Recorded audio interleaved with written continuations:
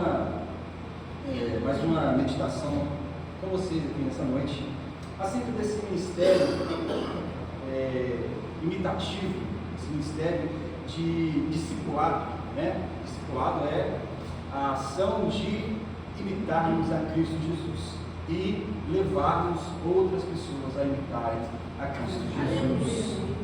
Com isso eu te convido lá para a sua Bíblia, ou você poderá ler também no telão, 1 Timóteo capítulo 4, versículo 12. Vamos fazer uso desse texto e vamos ver aqui o Senhor que nós vamos falar essa noite. Diz assim: ninguém o despreze pelo fato de você ser jovem, mas seja um exemplo para os fiéis na palavra, no procedimento, no amor, na fé e na pureza. Vamos falar esses itens todos?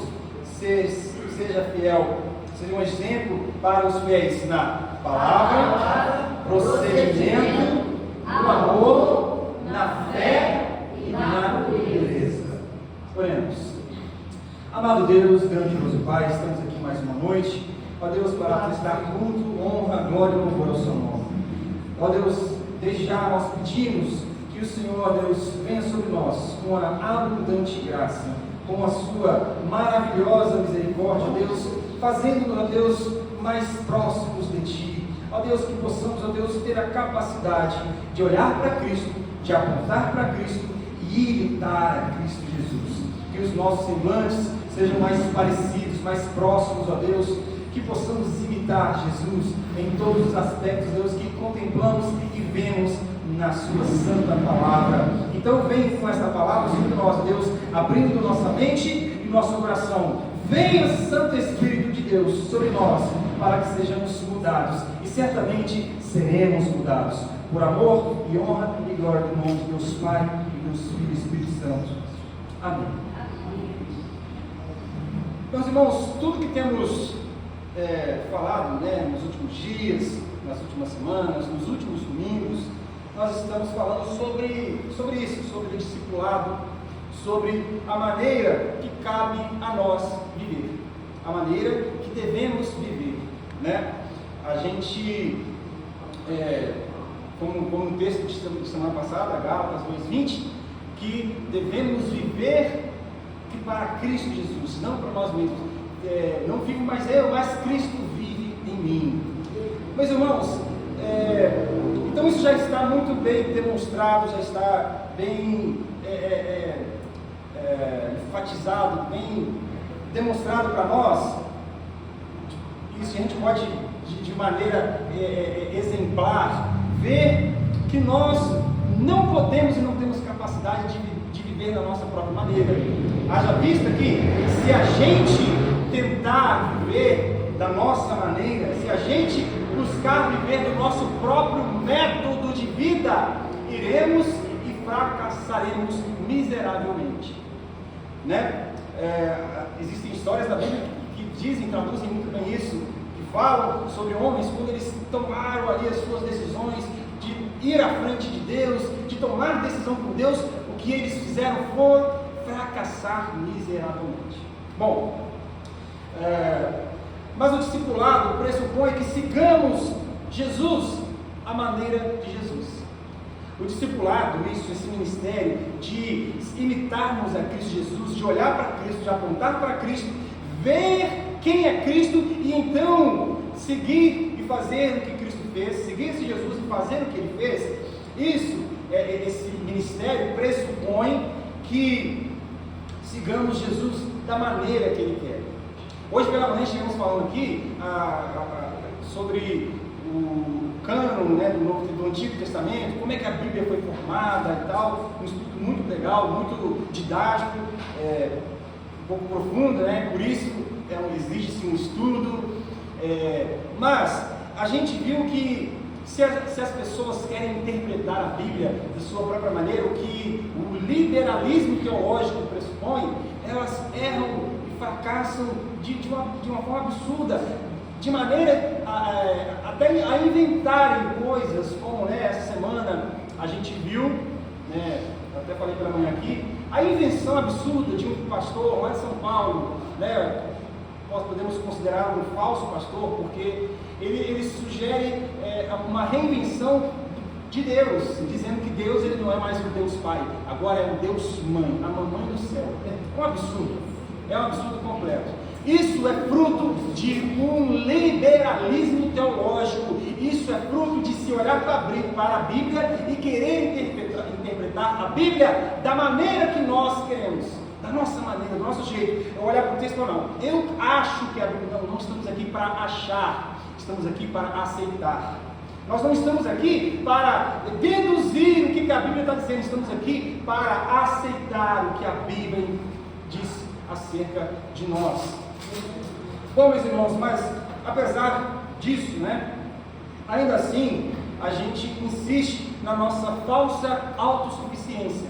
Achamos que somos autossuficientes e podemos interpretar a Bíblia ou viver a vida do jeito que a gente quer. Somos muitas vezes intransigentes, somos muitas vezes obstinados, orgulhosos, sabe? A gente não quer dar o braço a torcer para a nossa própria vontade. Não queremos dar o braço a torcer para a Bíblia. Queremos fazer do nosso jeito, da nossa maneira, da forma que queremos. Mas precisamos cultivar em nós o que diz lá em Filipenses 1, 2, 5: tenha em vós o mesmo sentimento que há em Cristo.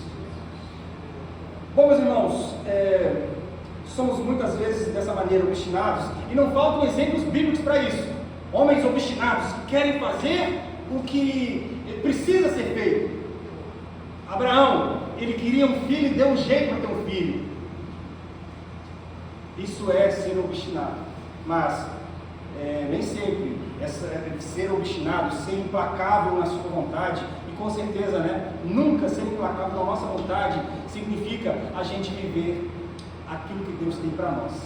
Na verdade, Deus nos chama para abrirmos mão de nós mesmos, como já ministramos há 2 minutos atrás, sobre o pressuposto para seguir a Jesus. Jesus pede: aquele que não deixar pai e mãe, não deixar a sua própria vontade para me seguir, não pode ser meu discípulo. Irmãos, nós não podemos insistir nesse sentimento obstinado que temos de fazer a nossa própria vontade. Então, com isso a gente deve falar sobre o autoesquecimento. Esquecer de si mesmo, deixar as suas preferências, deixar as suas idealizações, deixar de lado os desejos e os sonhos da sua vida para viver os sonhos de Deus para você.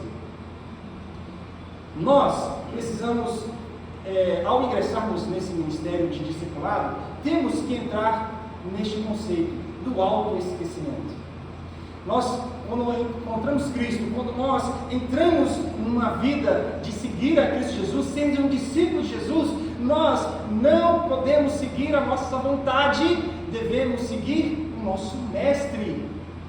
Então, é um ato de esquecer de si mesmo. O discipulado que imita Cristo Jesus pressupõe isso, pressupõe abandonar a sua própria vontade, exige que deixemos de lado as nossas preferências. Como disse o saudoso teólogo americano que ele já morreu, ele disse: o autoesquecimento não é pensar em mim mesmo como se eu fosse mais do que eu sou, nem é pensar em mim mesmo como se eu fosse menos do que eu sou.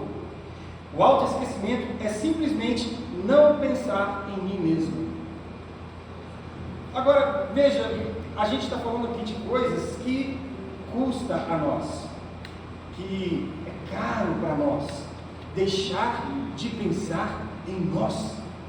O básico da sobrevivência é primeiro pensar em si, sabe? O básico da autodefesa é você se defender, você pensar, é intuitivo, você tem essa instinto de se defender a qualquer custo.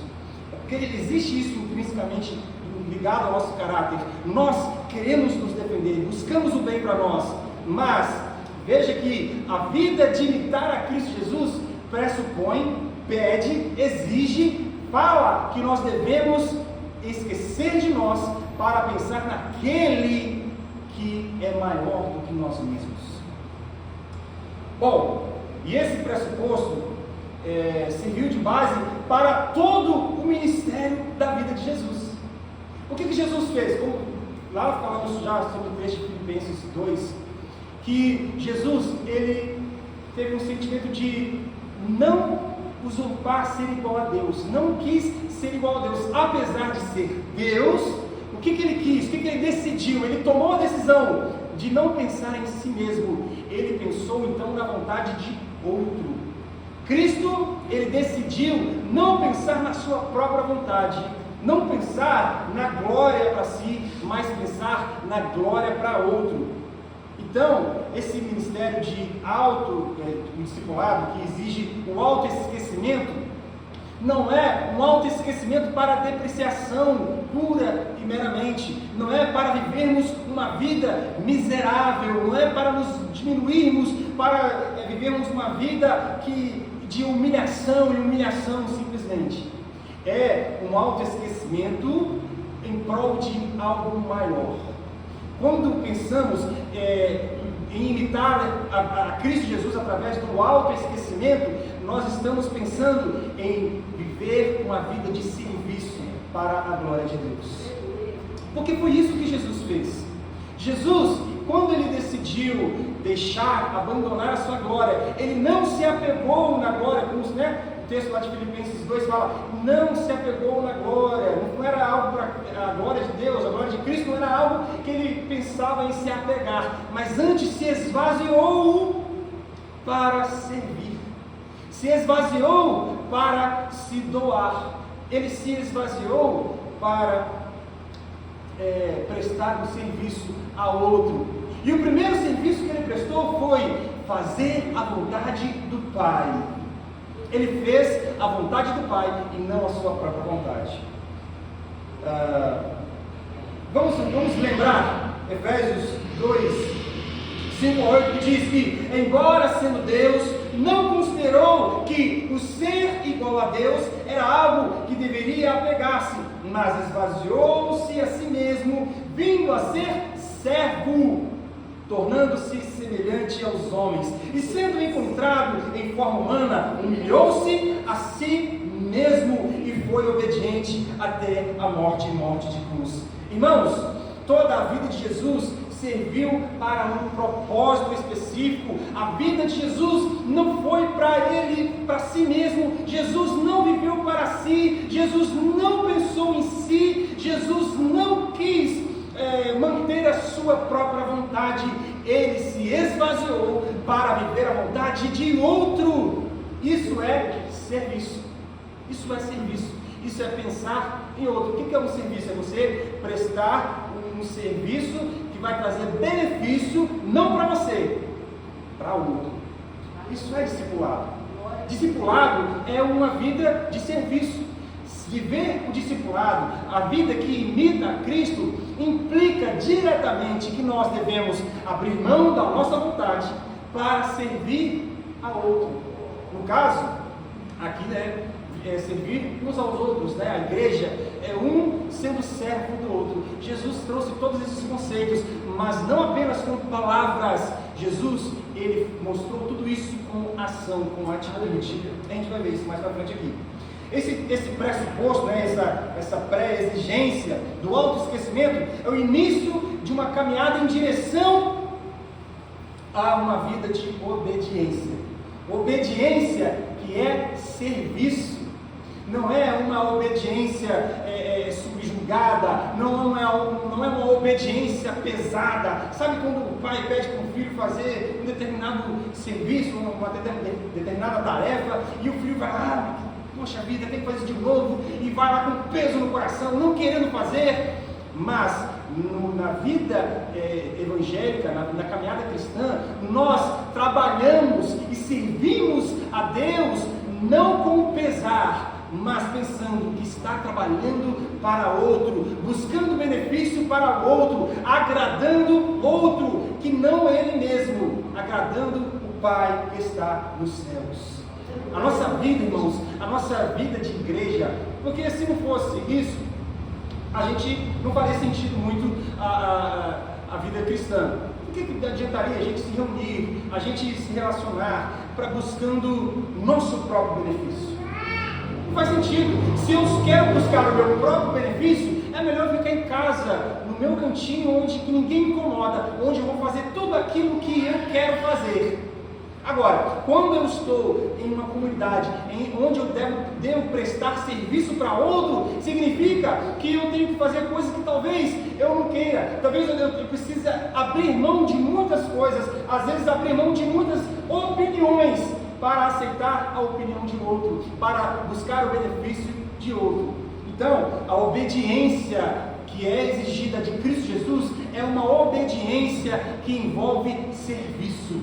Se nós dissermos que estamos buscando obedecer a Deus, mas não queremos servir o nosso irmão, não queremos servir a Deus na comunidade de Cristo, nós queremos apenas, como hoje está essa questão do Evangelho, tem gente que vem para a igreja buscando. Eu vou para a igreja para buscar, eu vou para a igreja para poder receber. Meu irmão, não, nós vemos aqui, a gente vem para a igreja para entregar a nossa vida em benefício de Deus.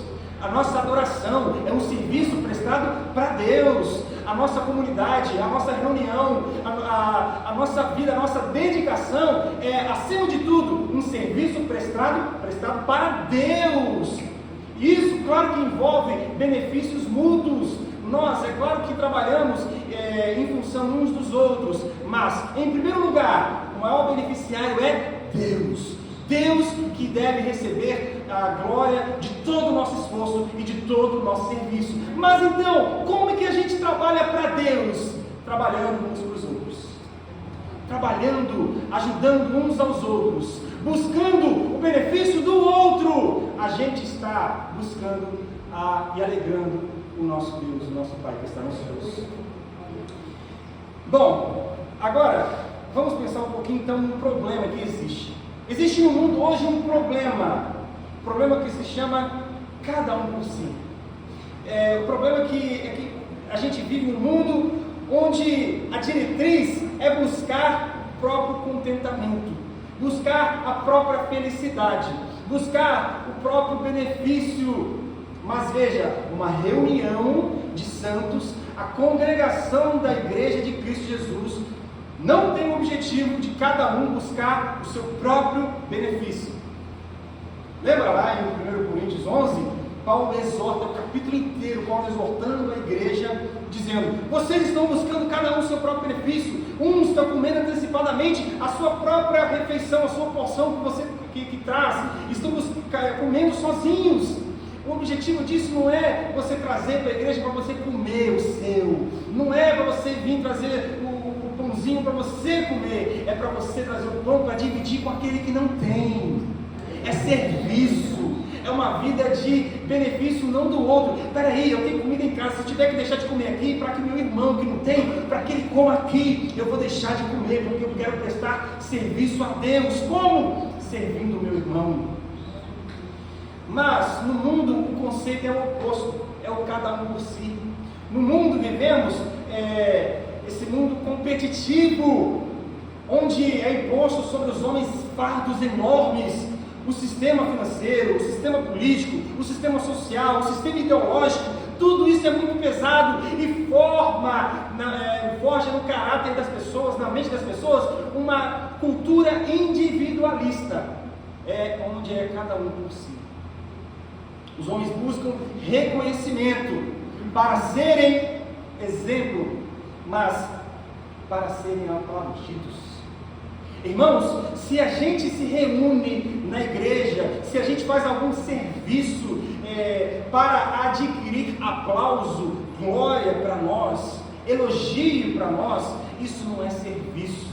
Isso não é algo que deva ser realizado. isso não é algo que deva ser debruçado. Nós não podemos viver uma vida de igreja, uma vida de trabalho. Nós não podemos usar os nossos dons, o nosso ministério para adquirir para nós elogio, para adquirir para nós a atenção. Não, nós devemos fazer com que o nome de Jesus seja glorificado no nosso serviço. É o nome de Jesus que tem que ser visto e não o nosso. Mas essa ideia do cada um por si é algo intrínseco ligado ao mundo. Essa ideia pertence ao mundo, não pertence à igreja de Deus. Na igreja de Deus é todos servindo uns aos outros. É cada um olhar um para o outro e perceber qual é a sua falta, o que está faltando no meu irmão. Eu posso talvez com os meus dons completá-lo, eu posso ajudar o meu irmão com o que eu tenho para oferecer. E o que o meu irmão tem para me oferecer? O que está me faltando eu posso encontrar no meu irmão. E tudo isso exige humildade. É humildade para dar e humildade para receber. Porque veja, é necessário a humildade em você pegar o que você recebeu e não buscar glória para si, mas você compartilhar os seus dons para que o seu irmão seja edificado.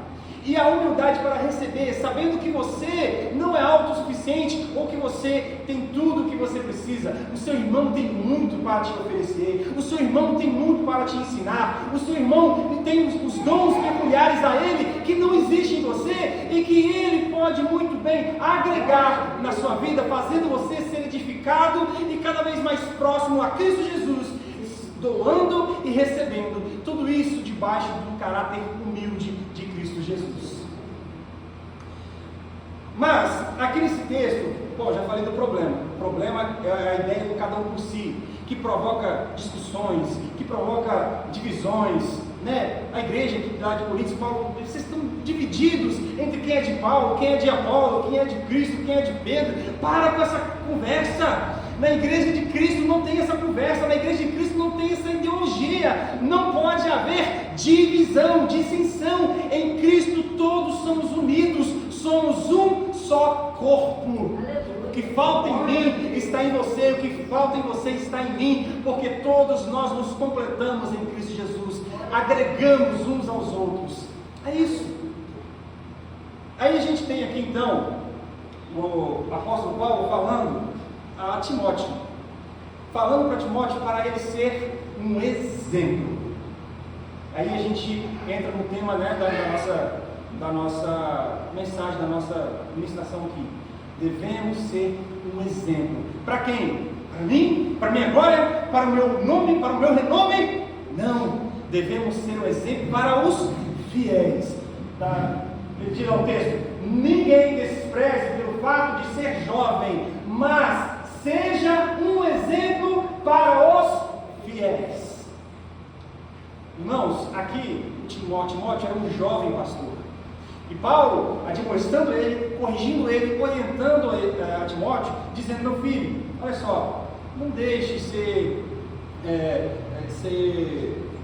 diminuído pelo fato de você ser jovem. Você é um garoto instruído na palavra, você sabe de quem você ouviu essa palavra, você sabe muito bem onde você aprendeu desde pequeno.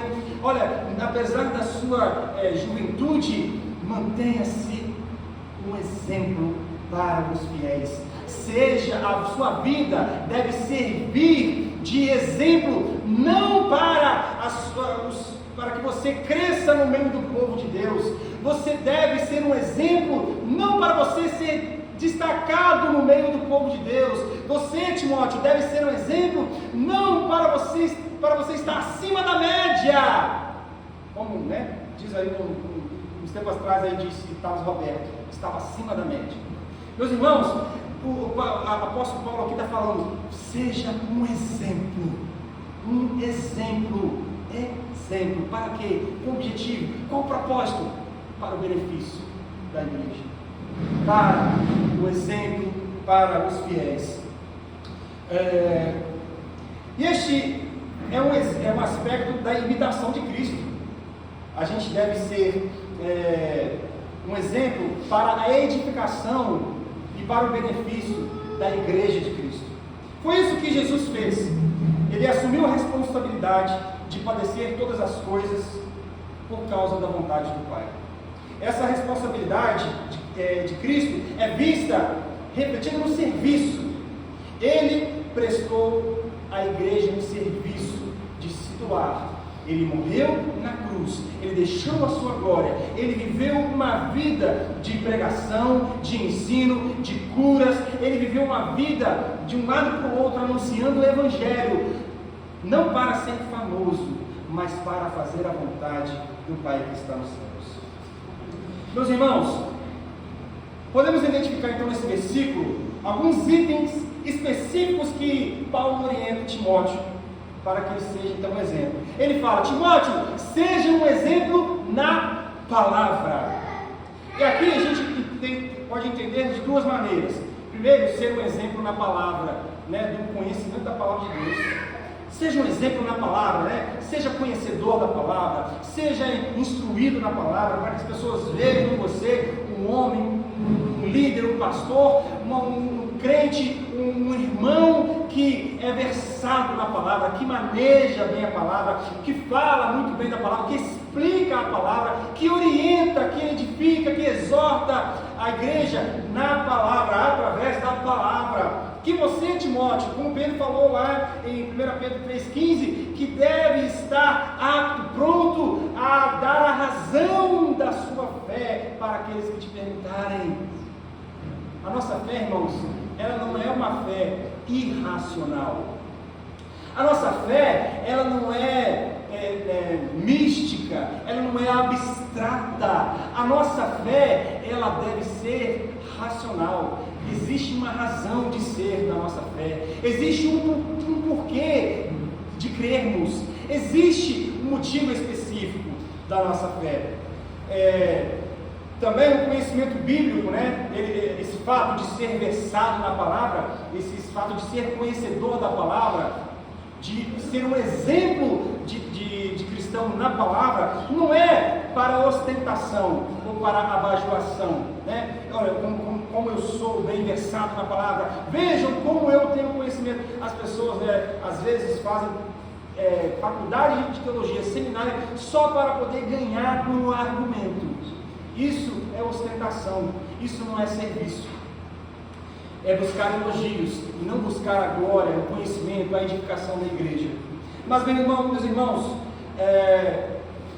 existe um outro aspecto sobre essa questão de ser exemplo na palavra, que é o aspecto de ter um linguajar exemplar.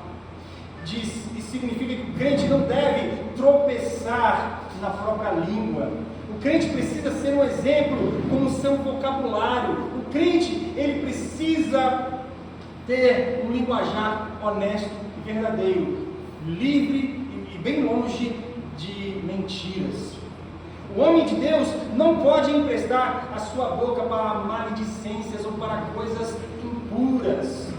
A mesma boca que prega o Evangelho não pode dar lugar a coisas profanas e mentirosas.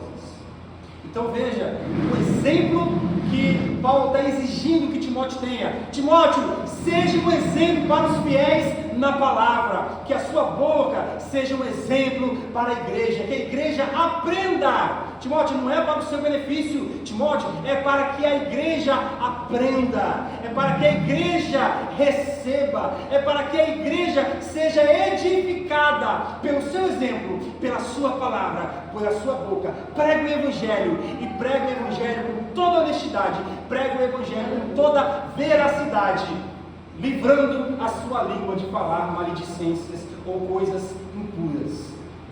Meus irmãos, e aí ele fala, seja um exemplo na palavra e seja um exemplo para os fiéis no procedimento.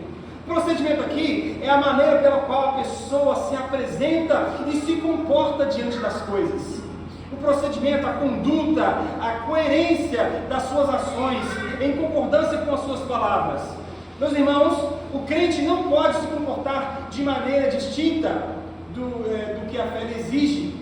A gente não pode falar que temos fé em Deus, dizer que iremos agir de certa e determinada maneira, agir como Cristo agiu, e quando chegar na hora da prova dos 9, a gente agir de forma contrária. Devemos ter em nós o sim, sim e o não, não. Devemos falar e proceder como falamos. Devemos dizer no que cremos e devemos, através do nosso procedimento, mostrar exatamente aquilo que falamos e cremos. É o nosso procedimento.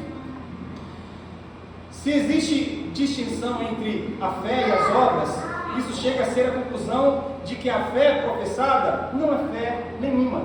Isso, o apóstolo Tiago, ele falou muito bem sobre isso. Mostra a sua fé sem obras, que eu vou te mostrar a minha fé com obras. As obras evidenciam a fé.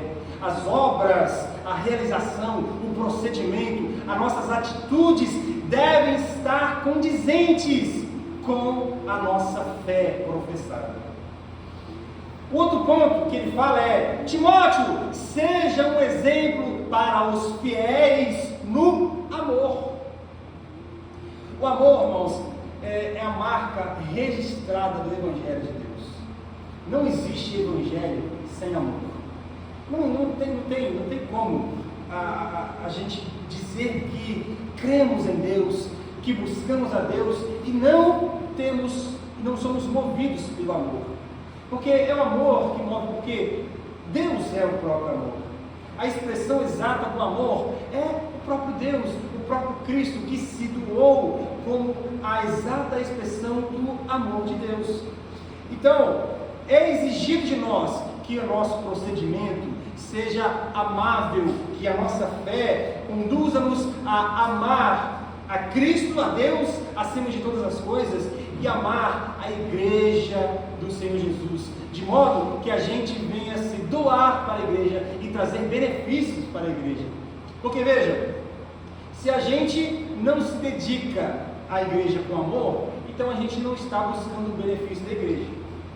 Existem pastores, falsos pastores, é claro, que usurpam a igreja, que, sabe, Ezequiel fala sobre chupar os ossos da ovelha, comer o osso, usar a lã, sabe, sugar as ovelhas. Isso não é amor, isso é um sentimento diabólico, de querer só um benefício em si mesmo. Pastores que estão se enriquecendo, pessoas que abram igrejas somente para buscarem benefício de enriquecimento. Isso não é amor para com o reino de Deus, isso é amor ao dinheiro, isso é amor à promoção pessoal, isso é amor a si mesmo. Isso é o que Paulo falou lá, para Timóteo mesmo, sobre amante de si mesmo. Agora, quem ama a Cristo, ama a igreja de Cristo. Quem ama Jesus, ama a sua igreja e está disposto a doar a sua vida, o seu ministério, os seus dons, os seus conhecimentos para o benefício da igreja. Veja, tudo isso aqui, irmãos, são aspectos de serviço. Nós, na palavra, somos exemplos, devemos ser exemplo na palavra de Deus. Devemos estudar, buscar, devemos, melhorar nosso conhecimento na Bíblia para não ostentar, mas para trazer benefício para outro, para ensinar o irmão, aquele que está com dificuldade. Devemos, através do nosso procedimento, da nossa atitude, amar e ajudar o irmão, e devemos demonstrar isso com amor, amar a igreja de Cristo. Irmãos, e devemos também, por meio da fé, ser um exemplo de Cristo para os fiéis. Veja aqui, fala, ser um exemplo para os fiéis. Isso significa, seja um exemplo, seja um benefício para a igreja, seja um servidor para a igreja. Trabalhe, haja, faça serviço que traga não benefício para você, Timóteo, mas faça tudo isso por amor à igreja. O seu procedimento, a sua palavra, o seu amor e a sua fé deve ser um serviço para a igreja. Outra orientação foi essa, então, meus irmãos. A igreja deve compartilhar e ser exemplo de fidelidade a Deus.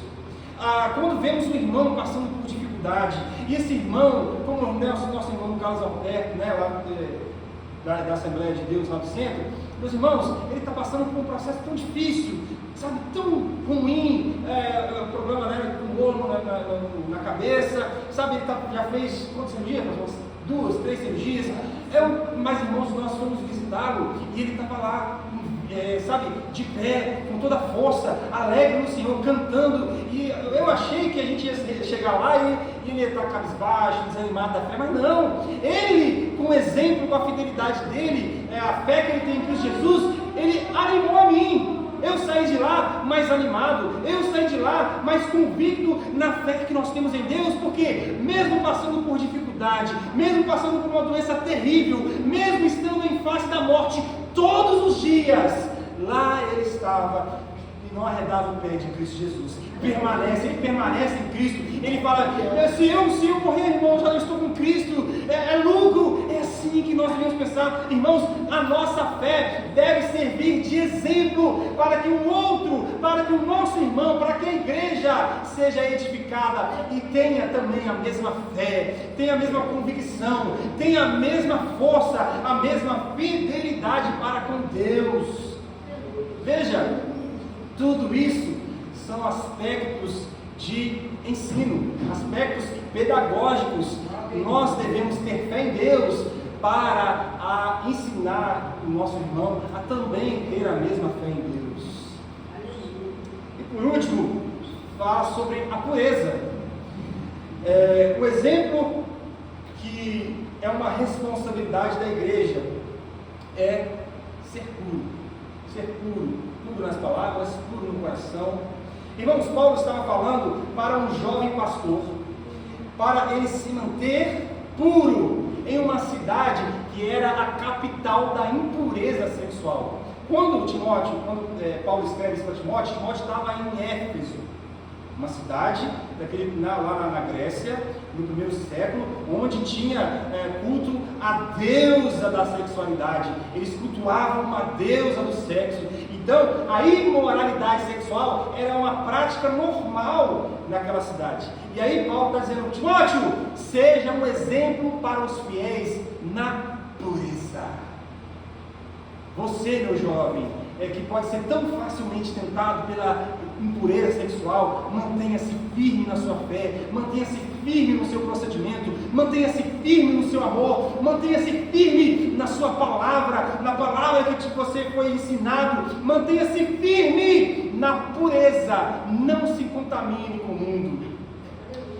Timóteo estava então nessa cidade e assim, era a responsabilidade dele se manter puro, dele se manter, irmãos, quantos escândalos saem das igrejas por aí fora, que trazem vergonha, que traz vergonha para o nome de Cristo, e que pessoas até desanimam da fé, abandonam, sabe, pastores que adulteram, líderes que aceitam coisas absurdas.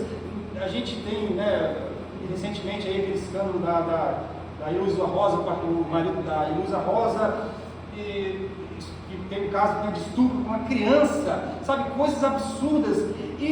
Só que existe um problema. Eu li recentemente um livro chamado Uma Igreja Chamada Tov, T-O-V.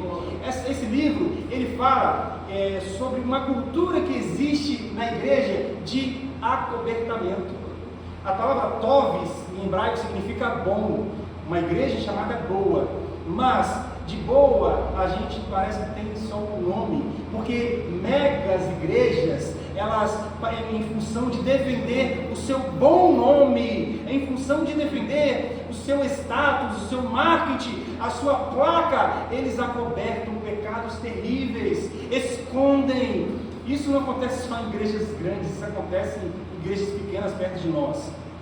Para poder não trazer escândalo para a igreja não sofrer, não perder recursos, eles escondem pecados terríveis. É o caso que está acontecendo aí com o marido da Ilusa Rosa, infelizmente. Mas, meu irmão, veja, Paulo está chamando a atenção de Timóteo. Timóteo, se mantenha puro. Se mantenha puro. Para quê? Para você ser um exemplo, para você mostrar o caráter de Cristo, mesmo nesse mundo perverso, mesmo nesse mundo caído, neste mundo que está tão aprofundado na imoralidade, a sexualidade que está sendo tão naturalizada, sabe? As pessoas cada vez mais cedo estão ingressando na sexualidade fora do casamento, estão achando que é normal isso. Meu irmão, nós precisamos manter o exemplo da pureza. Devemos mostrar para esse mundo que existe uma moral, que existe um caráter inegociável. Nós não negociamos a pureza que Deus nos chamou para viver. Mesmo que o mundo ache toda essa atrocidade e essa lama da imoralidade que está no mundo afora, mesmo que isso seja naturalizado para eles, para nós não. O natural é uma vida pura, santa. Por quê? Porque santo é o Senhor, porque santo é aquele que nos chamou. Meu irmão, por mais que seja difícil, os jovens, aqueles que não são casados, se mantenham firmes no Senhor, mantenham-se puros no Senhor, busquem fazer e viver aquilo que Deus chamou, ser santo, porque santo é aquele que te chamou. Não macule a igreja de Cristo, não manche a igreja de Cristo com o seu egoísmo, porque veja, as práticas sexuais, fora do casamento, envolve um sentimento de egoísmo. As pessoas, por querer buscar para si os prazeres, elas atropelam no processo da coisa. Mas precisamos viver uma vida de serviço e não uma vida de egoísmo. Devemos buscar uma vida de glorificar o nome de Deus, glorificar a igreja de Cristo, fazer com que a igreja seja edificada através da nossa pureza. Mantenha-se firme no Senhor Jesus, busque cada vez mais ser santo no Senhor Jesus, não para que você seja o santarrão do povo de Deus. Não tem esse chavão antigamente, o santarrão? Não é isso, nós não estamos querendo ser o chamado santarrão, nós queremos viver uma vida santa que o Senhor nos chamou para viver. Nós queremos ser santo porque santo é aquele que nos resgatou. Queremos ser santo, lutamos contra o pecado, fugimos da aparência do mal. Por quê? Porque o Senhor Jesus, Ele entregou a sua própria vida. Jesus deu tudo para nós. Jesus deu tudo. Jesus, Ele se doou. Jesus morreu na cruz. E porque nós queremos viver nosso egoísmo, porque a gente insiste na nossa mediocridade de viver nossos próprios desejos, devemos passar por cima da nossa carne. E como Paulo está orientando Timóteo, ser puro no Senhor Jesus. Bom, meus irmãos, e com isso a gente tem o exemplo de Cristo. Cristo, ele foi santo em todos os aspectos. Ele foi o homem da palavra, o verbo vivo, encarnado. Ele foi o exemplo máximo da expressão de amor de Deus. E o maior exemplo de fidelidade para com Deus, Ele veio para fazer a vontade de Deus e foi fiel à vontade de Deus até a morte. Então a gente tem o exemplo de Cristo. E para falar sobre o exemplo de Cristo, eu quero fazer aqui menção de um texto, de uma passagem de Jesus em João 13.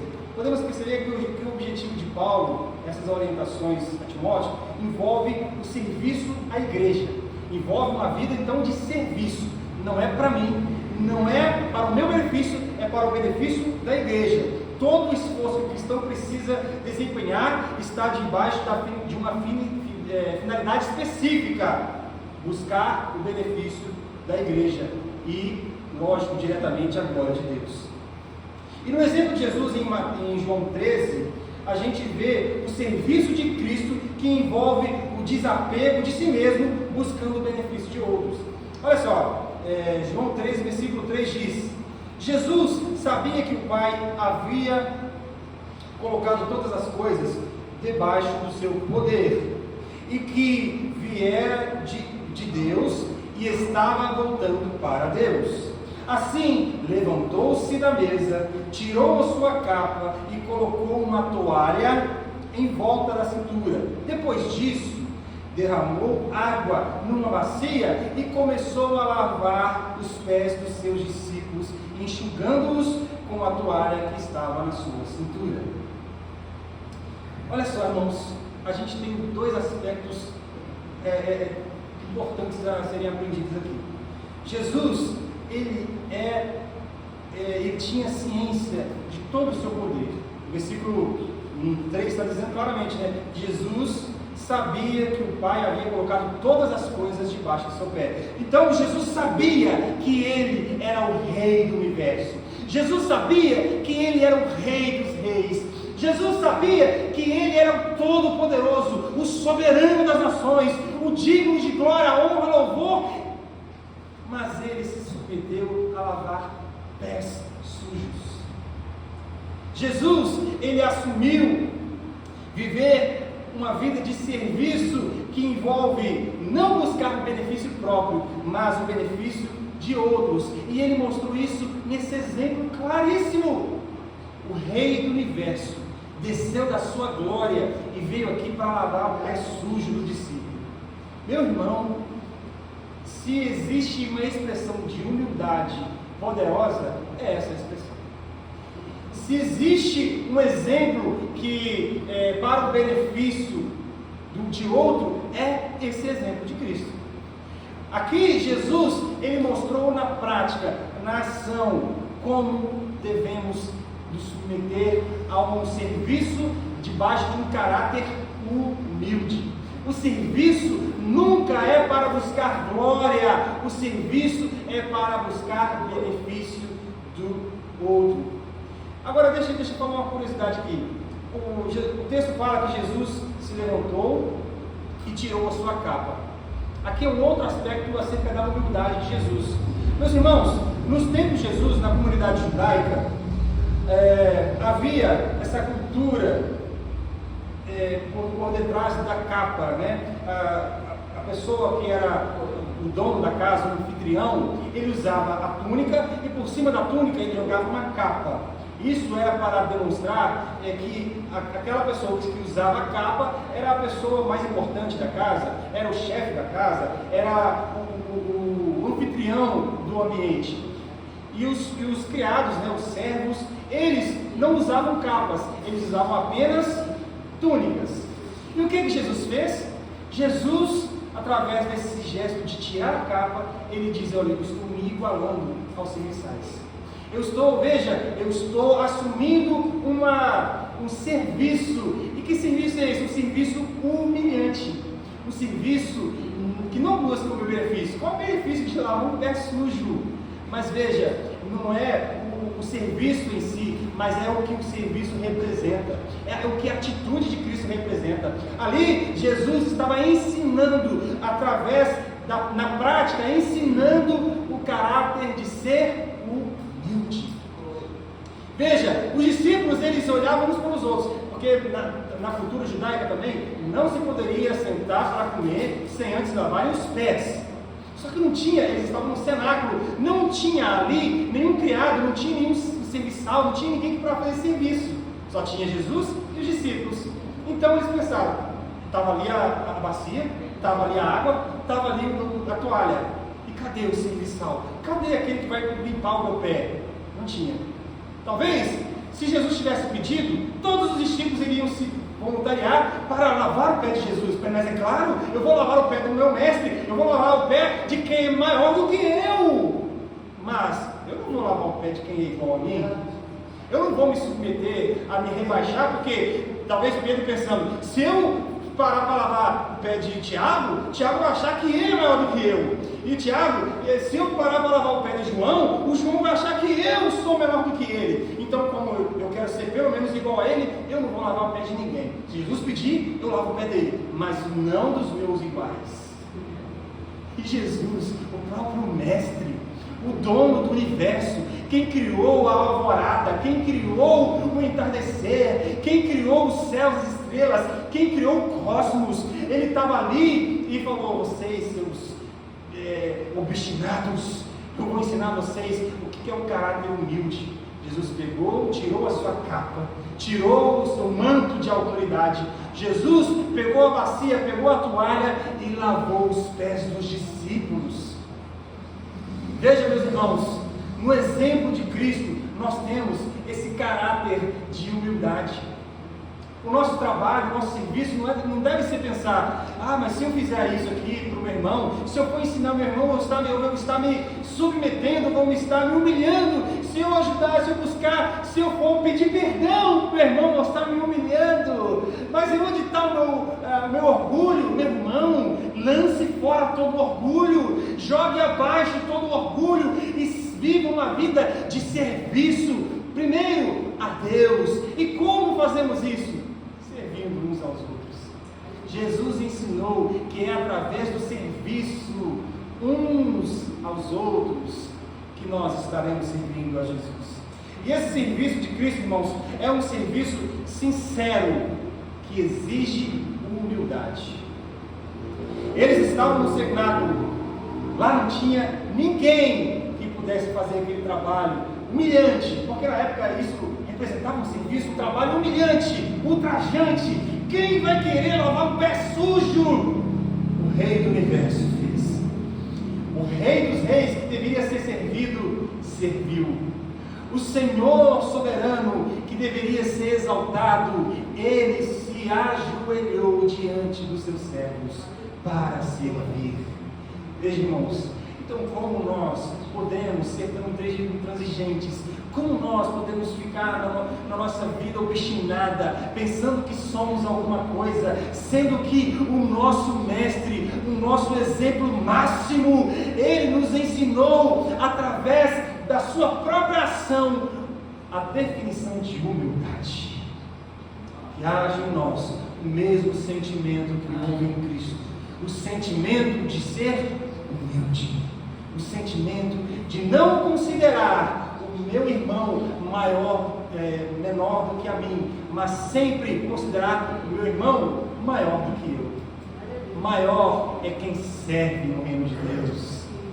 Meus irmãos, então, concluindo aqui essa ministração, essa fala de hoje, o discipulado é uma maneira de influenciar as pessoas pela capacidade que temos de impactá-las pelo nosso exemplo.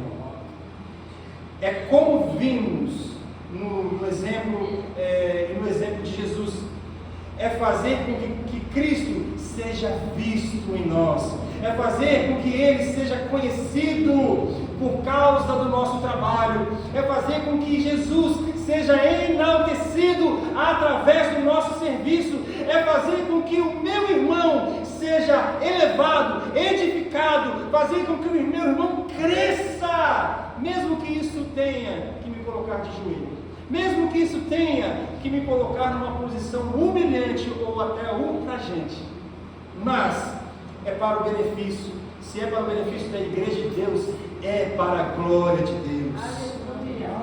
Isso exige que deixemos de lado o nosso orgulho para servir e buscar o benefício da igreja de Deus.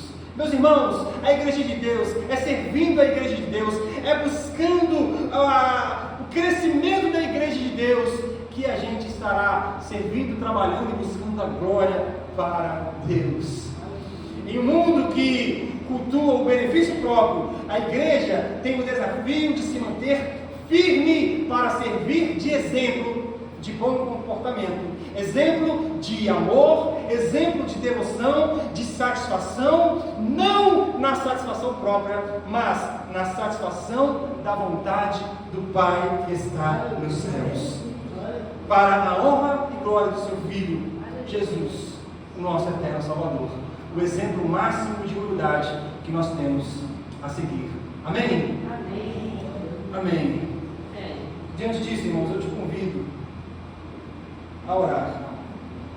Eu te peço, mais uma vez, não quero orar por você, eu quero orar com você. Eu quero orar com você a fim de buscar em Deus essa capacidade de viver uma vida mais humilde, essa capacidade de viver uma vida que serve ao invés de ser servido. em que agrega, em que dá mais do que recebe. Vamos orar, pedir a Deus que o caráter de Cristo, o mesmo sentimento que houve em Cristo Jesus, recai sobre nós nessa noite. Ó amado Deus, grandioso é o seu nome. Ó Jesus, através da sua palavra, do seu exemplo, da sua atitude, nós identificamos o real sentido da vida, o sentido de não buscar o nosso próprio benefício, mas buscar a nossa alegria na alegria do nosso próximo. Buscar não o nosso prazer, mas o prazer do nosso Deus.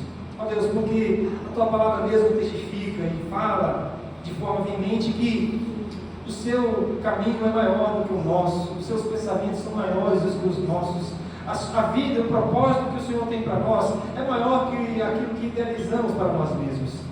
Ó Deus, nós queremos ingressar nessa vida de serviço, nós queremos ingressar nesse caminho de imitação, e isso exige, ó Deus, que imitemos o Senhor no seu caráter humilde. Ó Deus, nos torna dispostos a fazer isso. Ó Deus, derrama sobre nós essa predisposição de esmagar o nosso ego, de deixar de lado o nosso orgulho, a fim de viver uma vida que traz benefício não para nós, mas traz benefício para a sua igreja. Ó Cristo Jesus, que a sua igreja cresça, que a sua igreja seja estabelecida, que a sua igreja, que é chamado de teu corpo, a tua igreja cresça e seja como, alcance a estatura do varão perfeito, que é Cristo Jesus, que possamos, ó Deus, imitar a Ti, alcançar a Ti, sermos iguais a Ti, Jesus, em todos os aspectos da vida, que possamos ser semelhantes a Ti. Ó Deus, quem é teu igual? Quem é semelhante a Ti? Quem outro homem pode dar exemplo maior do que o seu? Nós não queremos imitar ninguém senão o Senhor. Nós não queremos ser imitadores, nós não queremos ser igualados a ninguém, senão a Ti mesmo, a Jesus. Então derrama sobre nós essa humildade perene, que nos faz viver uma vida de serviço, uma vida de entrega. Ó Deus, que nesta igreja, aqui na Voltando à Essência, ó Deus, possamos viver uma vida, Deus, que agrega e traz benefício uns para os outros. Ó Deus, derrama sobre nós dons, derrama sobre essa igreja dons espirituais, que possamos todos, ó Deus, ser edificados de forma mútua e em conjunto, que possamos crescer nessa glória, nessa graça, nesse conhecimento, ó Deus, todos unidos, que não fique ninguém para trás, que não fique ninguém de lado, mas que todos em conjunto, de mesma forma, da mesma maneira, Deus, possamos ser todos edificados para a glória de Deus Pai, Deus Filho e do Deus Espírito Santo. Assim nós oramos e assim nós queremos. Amém, Jesus. Amém, meus irmãos.